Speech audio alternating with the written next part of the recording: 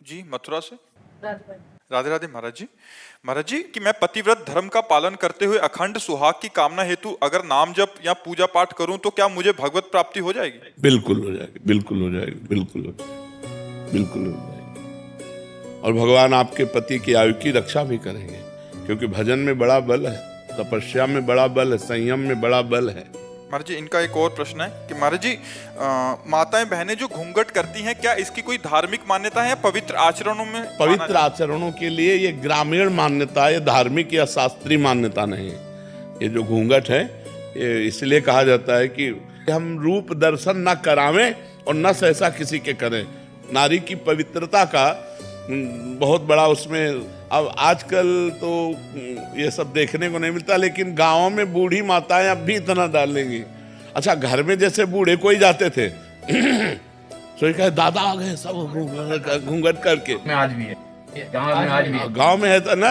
हाँ, तो देखो कितनी पवित्रता थी कि पूज्य जन जो है वो ऐसे सावधान करके जाते थे कि माताएं बहनें यदि असावधान हो तो सावधान हो जाए, कि हम उनके अंग भी न देखें, उनका चेहरा भी न। गांव में तो ऐसा होता था कि मरने के बाद जब परवाह करने जाते तब कहते थे यार तुम्हारी बहू को तो हमने आज देखा है, नहीं तो और देखो ये मर्यादा पुरुषोत्तम भगवान श्री राम के समय में भी था।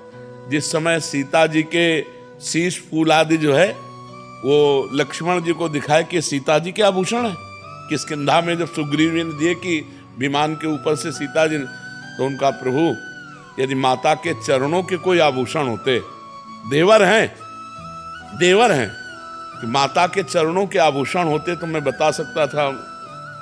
हमने कभी माता को ऐसे नहीं देखा, ऐसे चरणों की तरफ। मतलब छोटा भाई बड़े भाई की पत्नी को मां समझता था और बड़ा भाई छोटे भाई की पत्नी को बेटी के समान समझता था। आज अब तो ऐसे राक्षस पैदा होते चले जा रहे कि अपने बच्चों के साथ ही दुष्कर्म करने के लिए तैयार हैं, फिर बहू बेटियां और सब।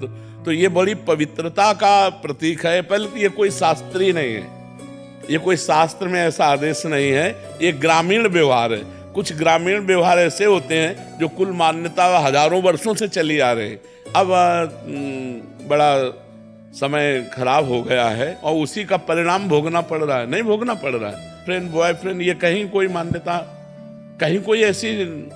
अरे गांव के बुजुर्ग ब्याह तय कराते थे और बाद में दूल्हा दुल्हन देखते थे कि ये हमारी दुल्हन है, ये हमारे दूल्हा है।